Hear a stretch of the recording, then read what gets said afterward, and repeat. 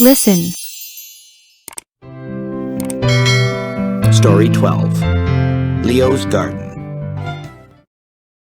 Leo has a lovely garden. In the garden, he has tomatoes, strawberries, beans, and corn. Leo lives in the countryside. He knows that wild animals like to visit his garden, so he builds a fence around the garden. The fence is about 5 feet tall.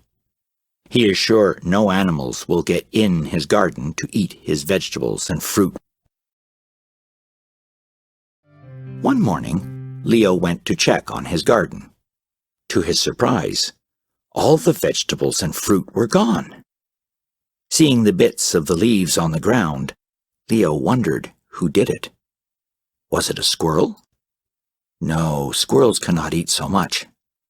Was it a bear? No, a bear cannot jump that high. After looking around, he found deer prints. It was a deer that had jumped over the high fence and ate all of his vegetables and fruit. Who ate all my vegetables? Read aloud.